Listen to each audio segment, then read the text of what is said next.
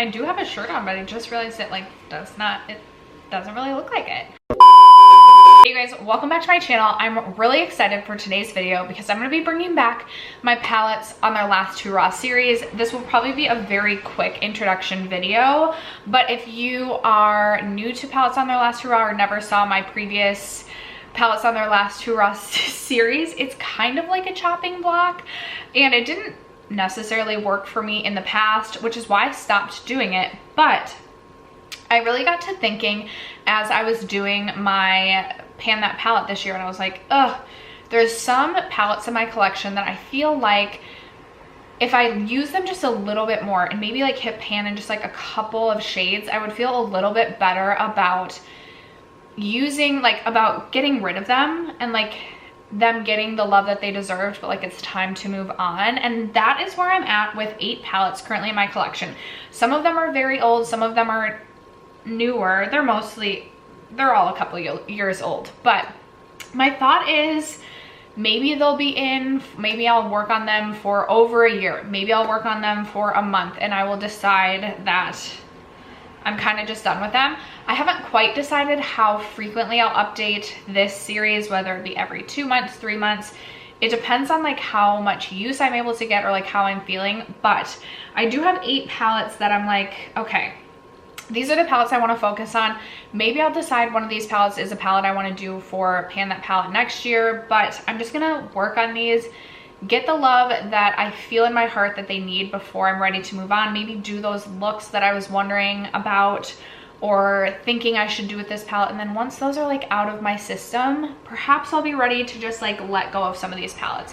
While I do love eyeshadow palettes and love my collection, it is a larger collection and sometimes it can feel really overwhelming. I love to try new eyeshadow palettes, but then I like feel overwhelmed by my collection, and I'm like, I'm not getting enough use out of my palettes. So if I can get some uses and then let them go, do you guys get where I'm going? Like, do you get where I'm going? I'm like, sometimes I'm like, am I even like making sense what I'm explaining? But I have 8 eyeshadow palettes that are going to be starting this series out. Maybe I'll bring more palettes in, maybe I won't have other palettes, and we'll just see where the series takes us. But I'm super excited to be starting this again. I feel very motivated and inspired by it. So if you're interested in seeing the 8 palettes that are going to be in this palettes on their last Hoo-Rah series, stay tuned. First, if you have yet to subscribe to my channel and you like project panning content or just chit-chatting about makeup, I'd love if you'd consider subscribing before moving on. And other than that, let's jump into the video.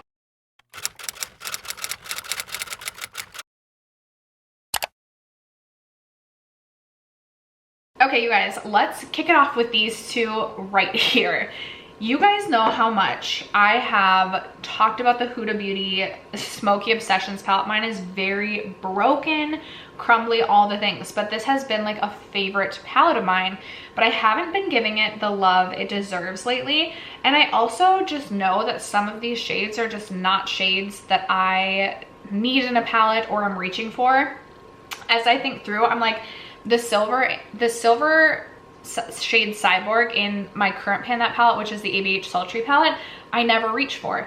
Also, I just typically do not reach for a black matte shade. So like already those 2, and it just, I have not reached for this palette in so long, but I used to love this palette so much. I feel like I'm struggling to part ways with it. So I'm like, if I just give this a little bit more love, maybe I'll decide like my time with this palette has come to an end and I truly am ready to let go. Maybe I'll use it and I'll realize it's very similar to a different palette and I'll be ready to let it go. That's kind of my thought process around this. But the first palette in my palettes on the last Hoo-Rah is my not ABH Sultry, is my Huda Beauty Smoky Obsessions. My camera is about to die. I'm so irritated. Okay, if the camera angle has shifted a little bit, y'all know why. Sorry about that. Next up, I have another Huda Obsessions palette. It is the Coral Obsessions. Also love this palette. This has come with me on many a vacation. It is like such a great summertime palette, so I'm glad to be starting this series right before the summer. I do have 2 pans in this one already. This is one I could see, maybe I won't be ready to part with this, but maybe I will be. We're gonna find out. I have a very like corally orange look on my eyes today, which I did with the Too Faced Italian Spritz palette. Maybe I don't need this palette because they have other newer things that are similar and this has just been around for quite some time. So we'll find out. That's the Huda Coral. Next up, Persona Identity 2. I have not reached for this palette very much at all in the last like probably 2 years. And so I'm like, why am I keeping this around? But I did really love this palette at one point. And I do still love that it's like neutral with pops of color. So I feel like I just need to use it. I just don't feel as inspired as I used to looking into this. We'll find out. Maybe this will be a quick declutter. Maybe I'll re-fall in love with it, but that is another one that's going to be included. Next up, I have the Urban Decay Naked Wild West palette. I was so excited when this launched, but I just haven't really been excited about it being in my collection. I do have a pan on the shade up here. This shade came to me broken, and I'm like, is this one might be a quick declutter. I'm like, I might. Like, I feel like I need to use some of these deeper shades down here just to know for sure, but like, I'm not really feeling that palette. And I feel like maybe this just needs 1 or 2 more looks, and then I'll be ready with saying adios to that.